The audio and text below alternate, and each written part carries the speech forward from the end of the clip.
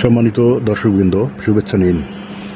ফিলিস্তিনের গাজায় অবিলম্বে যুদ্ধবিরতির আহ্বান জানিয়ে জাতিসংঘের নিরাপত্তা পরিষদে সম্প্রতি প্রথমবারের মতো একটি প্রস্তাব পাশ হয়েছে। গত 25 মার্চ নিরাপত্তা পরিষদের এক ভোটাভুটিতে এ সম্পর্কিত প্রস্তাবটি পাশ করা হয়।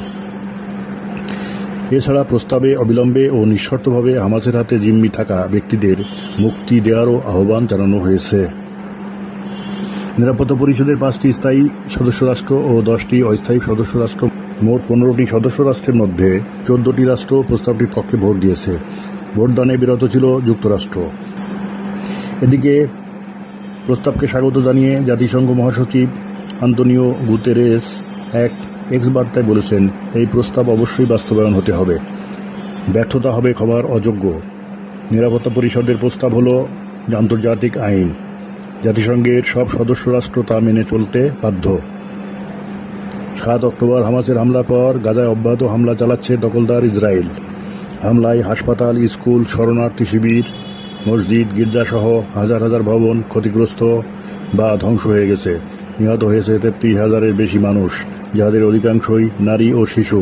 প্রায় 20 লাখেরও বেশি বাসিন্দা বাড়িঘর ছাড়তে বাধ্য হয়েছেন। গাজায় চলমান এই গণহত্যায় ইসরায়েলকে সরাসরি অস্ত্র ও অর্থ দিয়ে সহযোগিতা করছে যুক্তরাষ্ট্র, যুক্তরাজ্য, ফ্রান্স, জার্মানির মতো পশ্চিমা দেশগুলো। উল্লেখ্য, গত বছরের 7 অক্টোবর দখলদার ইসরায়েলের বিভিন্ন অবকাঠামো লক্ষ্য করে হামলা চালায় হামাস। ওই দিন 1200 ইসরায়েলি হত্যার পাশাপাশি আরও প্রায় 250 জনকে গাজায় ধরে নিয়ে জিম্মি রাখা হয়। বিভিন্ন সময়ে এ পর্যন্ত প্রায় 50 জন জিম্মিকে হামাস মুক্তি দিয়েছে এবং এখনও হামাসের কাছে প্রায় 200 জিম্মি আছে। এই জিম্মিদের মধ্যে ইসরায়েল ছাড়াও যুক্তরাষ্ট্র, যুক্তরাজ্য ও অন্যান্য দেশের নাগরিক আছে। 1948 সালে ইসরায়েল রাষ্ট্র গঠনের পর যুক্তরাষ্ট্র ইসরায়েলের স্বার্থ রক্ষার জন্য অসংখ্যবার ভেটোশক্তি প্রয়োগ করেছে। 7 অক্টোবর ইসরায়েল ও গাজায় যুদ্ধ শুরু হওয়ার পরও জাতিসংঘের যুদ্ধবিরতি প্রস্তাবে যুক্তরাষ্ট্র 3 বার ভেটোশক্তি প্রয়োগ করেছে। কিছুদিন যাবৎ যুক্তরাষ্ট্র বেসামরিক হতাহত কমানোর জন্য ইসরায়েলের উপর চাপ দিয়ে আসছিল, কিন্তু ইসরায়েল যুক্তরাষ্ট্রের অনুরোধ অগ্রাহ্য করে আসছিল। যুক্তরাষ্ট্রের এই অবস্থানের কারণে বর্তমান যুক্তরাষ্ট্র ইসরায়েলের সম্পর্ক কিছুটা খারাপ যাচ্ছে। জানা গেছে, জাতিসংঘের যুদ্ধবিরতির প্রস্তাবে যুক্তরাষ্ট্র ভেটোশক্তি প্রয়োগ না করায় ইসরায়েল দারুণ ক্ষুব্ধ হয়েছে। আগামী সপ্তাহে ইসরায়েলের প্রধানমন্ত্রী বেনিয়ামিন নেতানিয়াহুর যুক্তরাষ্ট্র সফরের কথা ছিল, কিন্তু বেনিয়ামিন নেতানিয়াহু এই সফর বাতিল করেছেন। ফিলিস্তিনিদের এখন আশ্রয় নাই, খাবার নাই, পানি নাই, ওষুধ নাই, বিদ্যুৎ নাই, তার উপর রমজান মাস চলছে।